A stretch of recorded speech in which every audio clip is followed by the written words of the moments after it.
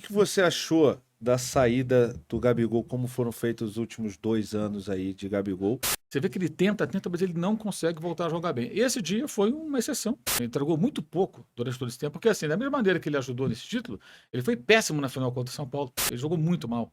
E várias outras vezes ele jogou muito mal. Ele não conseguiu desviar uma bola para o gol do Peñarol no final do jogo lá em Montevidéu. Eu vou falar uma dessas aí também. Boa tarde, Mauro. Sou seu fã. Em 2019, na final da Libertadores, você acreditava na virada ou já tinha largado as traças? Eu acreditava que poderia empatar, virar não, né? Naquela altura, evidentemente que não. Podia empatar o jogo. O Flamengo melhorou muito ali No no segundo final, tempo, né? sim, mas aqui na parte final, eu achava, claro, que só podia empatar, né? Lógico. Ninguém achava que ia virar. Mas durante o segundo tempo, eu acho que poderia empatar e virar. Primeiro tempo é do River e segundo é do Flamengo. Existe uma outra cascata. Aí vão dizer que eu sou clubista, pelo que eu vou falar agora.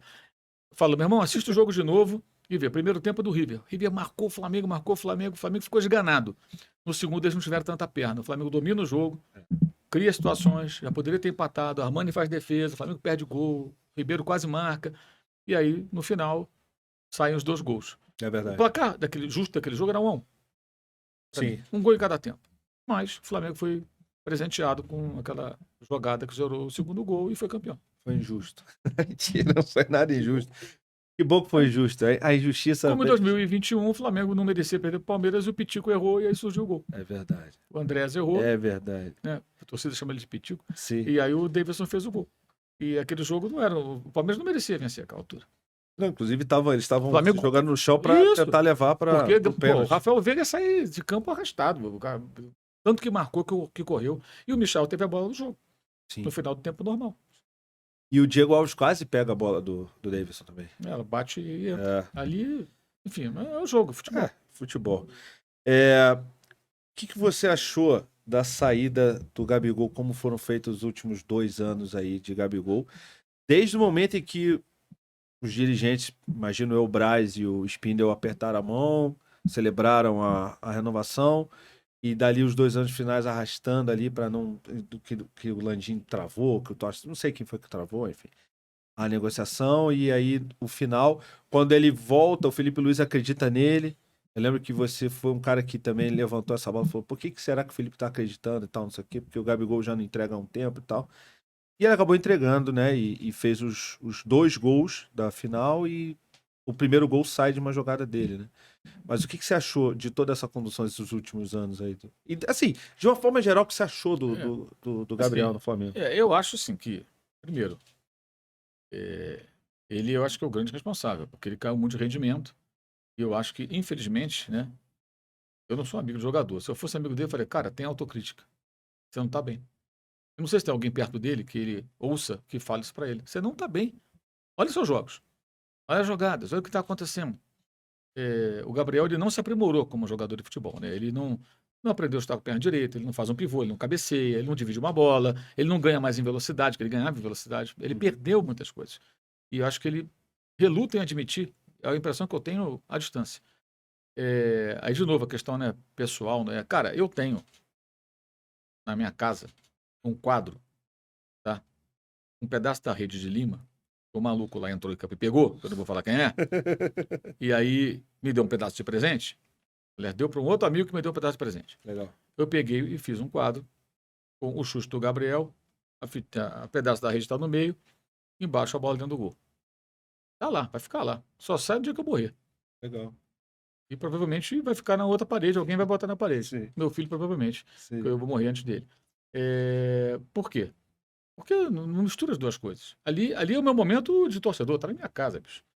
Tô até revelando uma coisa aqui, minha. Sim. Tá lá. E vai continuar lá. Tá na história do Flamengo. Mas ele caiu muito no ano de 2023. E aí, em 2024, ele volta, treina e tal, bota vídeo treinando nas férias. Você vê que ele tenta, mas ele não consegue voltar a jogar bem. Esse dia foi uma exceção, né? O que é muito pouco, né? Ele entregou muito pouco durante todo esse tempo. Porque, assim, da mesma maneira que ele ajudou nesse título, ele foi péssimo na final contra o São Paulo. O Flamengo perde o título dentro do Rio de Janeiro, quando é derrotado por 1-0. Ele jogou muito mal. E várias outras vezes ele jogou muito mal. Ele não conseguiu desviar uma bola para o gol do Peñarol no final do jogo lá em Montevidéu. Uhum. Se ele consegue tocar naquela bola, era gol, ia para os pênaltis. Tudo podia acontecer, podia ter classificado, podia ter avançado, podia ser campeão. Ninguém sabe o que aconteceu com o Flamengo ali. Então ele deixou a desejar várias vezes ali, ele correspondeu, finalmente. E acho que essa questão do contrato foi muito mal conduzida pela diretoria. Eu acho que ali eu acho que o Landim fez o certo. Entendi. Porque a renovação de contrato, nas bases que estavam discutindo com o jogador embaixo por mais 4 anos, 15 meses antes do final do contrato, aquilo era uma aberração. Eu dei a notícia, eu apurei. E o contrato estava sendo renovado. E questionei a diretoria. Vocês vão me renovar, mas 15 meses antes, porque na verdade eu fui em busca da informação do Bruno Henrique. Aí a fonte me falou: olha, o Bruno Henrique está um pouco complicado. Quer 3 anos e tal, bababá, tá difícil. Mas o Gabriel está bem encaminhado. Como assim? Gabriel, o contrato dele acaba no final de 2024, ainda faltam 15 mais meses. longo, Por que essa pressa? Ele está em baixa, vai renovar. Aí a renovação com aquela coisa de recompra, luvas, não sei o que e tal, aumento não sei de quanto. Eu falei, cara, nada contra, mas renovar o contrato. Mas por que isso? Por que essa generosidade do Flamengo com um jogador que está em baixa? Né? Não deu para entender. Enfim, eu publiquei e tudo mais. A repercussão não foi muito boa, né? Muita gente depois deu a matéria também. Aí mais adiante, eu fiz uma entrevista com o Landim. O Landim atendia às vezes, né? Até a pessoa fala, atendia você. Nunca atendeu, não. Às vezes atendia. Assim, atende às vezes, porque o dirigente atende quando interessa ele falar. Lógico. Aí eu perguntei ele sobre o estádio. Ele falou, ó, é uma coisa mais complicada, eu quero te explicar e tal. Aí marcamos um horário e ele me atendeu no telefone. Foi quando ele falou da SAF, inclusive. SAF de 25%. Foi a primeira vez que ele falou. Sim. Eu publiquei isso. E aí depois em off eu perguntei para ele sobre a renovação do Gabriel. E aí ele deu a entender, não, deixou claro em outras palavras que naquelas bases que não ia continuar. Eu publiquei também. E de fato acho que ele acertou. Ele é o presidente do clube, um contrato que não era interessante para o Flamengo, realmente não era, cabia a ele travar. Agora, se alguém antes acertou sem um aval do presidente, o erro está abaixo dele. Ele deveria pegar essas pessoas que estão abaixo dele e ter dado, né, um esporro no mínimo, né? Porque é raro. Então, ele não poderia ter acertado uma coisa. Agora, se ele concordou e depois voltou atrás, é outra história. Agora, eles é que sabem entre eles ali exatamente o que aconteceu. O que eu sei é, aquela renovação não faria o menor sentido. O Flamengo estaria com o Gabriel em baixa, com um contrato de mais 4 anos, sem saber o que fazer. Ele teve todas as chances de se recuperar. Vai se recuperar no Cruzeiro? Não sei. Tomara que sim, contigo, que ele consiga jogar e tal. Mas eu acho que chegou um momento ali que tá analisando friamente, de maneira lógica, sem paixão, como deve ser. Não fazia mais sentido. Agora, foi tudo muito mal conduzido, né? Isso aí, sem dúvida alguma. Mas nada disso anula o principal. O jogador não consegue render mais. Ele não consegue mais jogar.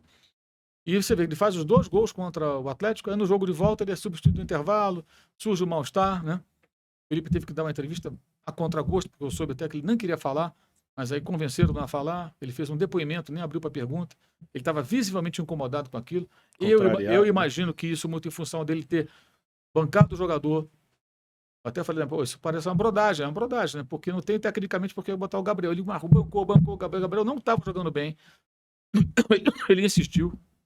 Ele faz os 2 gols, já, ficou em alta.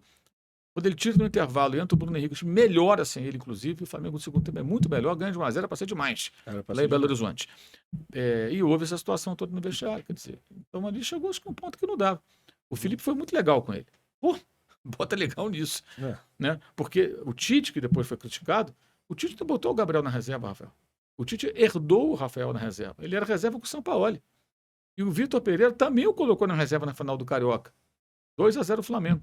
No outro jogo ele jogou titular. 4-1 Fluminense. Claro que não foi por causa dele só. Sim, lógico. Mas eu quero dizer o seguinte, ele foi reserva com o Vitor Pereira, com o Sampaoli, inclusive na final da Copa do Brasil, o primeiro jogo ele joga, o segundo ele não joga, né? No Morumbi.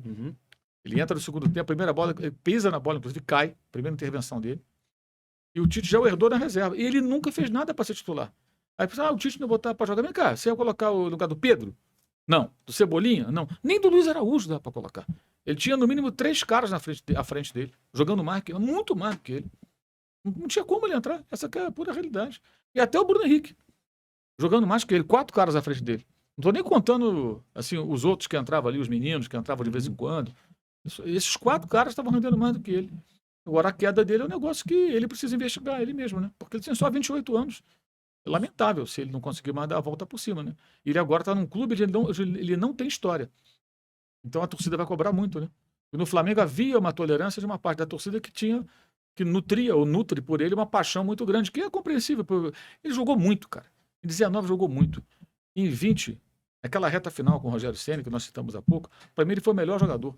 Ele foi super decisivo. Pode pegar, fez gol tudo quanto é jogo. Corinthians, Inter, contra o Grêmio em Porto Alegre, talvez a maior atuação da vida dele. O que ele jogou, aquele jogo em Porto Alegre, na época da pandemia. Ele jogou muito. Com o Pedro, eu acho meio uma falácia a história que ele mudou a forma de jogar. Não. Ele sempre jogou com o segundo atacante ao lado, com homem de área. Foi Ricardo Oliveira no Santos. Foi o Bruno Henrique também, com ele fez parceria um outro modelo. Sim. Com o Jesus, eram dois atacantes de fato ali, que o Bruno Henrique vai muito na área, faz muito gol, então era ele, o Bruno Henrique. Mudou a característica do parceiro. O Pedro é mais referência, é mais pivô, é mais presença de área do que o Bruno, que é mais velocidade, movimentação e tudo mais. Né? Jogo aéreo, cabeceia muito bem. Mas ele sempre teve um parceiro de ataque. Então não acho que ele mudou a característica, apenas o parceiro dele era diferente. E o Pedro fez muitos gols e ele fez o gol da final. Sem os gols do Pedro, ele não estaria na final. Né? Sem o gol dele, o Flamengo não seria campeão. O Flamengo foi campeão, isso que importa. Se for o Gabriel, se for o Pedro, pô, isso não interessa. Mas ele foi muito bem ali também. E jogou bem, colaborou para o time. Aí, em 2023, quando ele botou a camisa 10, não acho que seja por causa da camisa, mas coincidiu, né? Aí tudo desandou. Tudo desandou. Eu acho, sinceramente, eu acho uma pena. Tem muita gente que acha, você critica. Não, critico quando tá mal, mas eu acho uma pena. E teve muitos episódios fora de campo que não poderiam ter acontecido, né? Aquela história de não fazer o exame lá e depois ter tá até hoje envolvido em efeito suspensivo. A camisa do Corinthians, pô, mandar um beijo pro Dorival. Pra que aquilo, né? Pô. O Flamengo perdeu um jogo decisivo, você vai na coletiva do técnico e você manda um beijo, pô. Não pega bem. É o que eu falei, tem que ter uma sensibilidade também. Sabe? Você não pode se expor dessa maneira. Enfim.